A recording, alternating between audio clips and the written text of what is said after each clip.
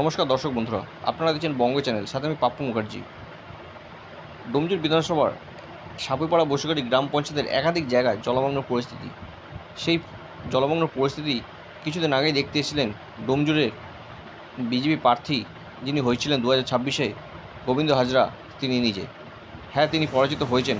ওনার একটাই কথা, উনি জেতার সময় এক হাঁটু জলে ভোট চাইতে এসেছিলেন এইসব মানুষের কাছে। আর হেরে গেছে বলে আসবে না, এটা হতে পারে না। হারার পরও তোমাকে আসতেই হবে, এটাই যেন নিজের কাছে একটা স্বীকারোক্তি করে রেখেছেন। আজকেও তিনি এলেন এবং কিছু মানুষের কাছে সাহায্যর হাত বাড়িয়ে দিলেন, যৎ সামান্য খাবার তুলে দিলেন, চেষ্টা করলেন ওনাদের পাশে থাকার। এটাই মূল উদ্দেশ্য, যে তিনি বোঝাতে চেয়েছেন হয়তো খাবার একদিনের বা একবেলার হতে পারে, কিন্তু উনি সারাক্ষণ সর্বক্ষণের জন্য এই ডোমজুরবাসীর পাশে থাকবেন, এটাই তিনি ভরসা দিয়ে গেলেন। এবং তিনি তার তহবিল থেকে যে 50টার LED লাইট দিয়ে গেছিলেন পোস্টে পোস্টে লাগাবার জন্য, সেটাও সেই কাজ দ্রুত সম্পূর্ণ হচ্ছে এবং আলোকিত হচ্ছে এই অন্ধকার গলিগুলি। আরও কি বললেন গোবিন্দ হাজরা আমাদের বঙ্গ চ্যানেলের পর্দায়, তা আপনারা দেখে নিন এবং শুনে নিন। আপনারা আমাদের বঙ্গ চ্যানেলটি শেয়ার এবং ফলো করে সাথে থাকবেন।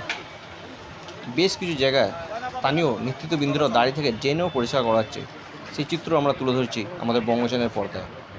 আরও একবার বলি, আমাদের চ্যানেলটি শেয়ার এবং ফলো করে সাথে থাকবেন এইভাবেই। জামতলা থেকে পাপ্পু মুখার্জি রিপোর্ট, বঙ্গ চ্যানেল। বলছি দাদা, এর আগে সাপুইপাড়ায় আপনি এসেছিলেন এই জলমগ্ন পরিবেশ দেখতে, এই প্রান্তিক এবং জামতলায়, এবং আপনি কথা দিয়েছিলেন যে কিছু কিছু জায়গায় আপনি যে লাইট পোস্টে লাইট দিয়ে যাবেন, সেই মতো লাইটও জ্বলছে। তো আজকে আবার এলেন, এই অনুষ্ঠানটা কি করছেন সেটা যদি বলেন। দেখুন, অসহায় মানুষের পাশে দাঁড়ানো আমাদের দায়িত্ব, কর্তব্য। তাই ইলেকট্রিক লাইটগুলো দিয়েছিলাম, প্রতিটা পোলে ইলেকট্রিক লাইট লেগে গেছে। এবং আমরা আজকে কিছু শুকনো খাবারের ব্যবস্থা করেছিলাম। সেই শুকনো খাবার, বাচ্চাদের দুধ, বিস্কুট, মুড়ি, চিঁড়ে, বাতাসা, মুরগি, সব ব্যবস্থা আমরা প্যাকেট করে অসহায় মানুষগুলোর পাশে যতটুকু একটু দেওয়া যায় সেই চেষ্টা করেছি। স্থানীয় মানুষ এবং ভারতীয় জনতা পার্টি আর সমস্ত প্রশাসনের কর্তা ব্যক্তিরা চেষ্টা করছে আগামী দিন এই যাতে নিকাশি ব্যবস্থাটা আরও ভালোভাবে।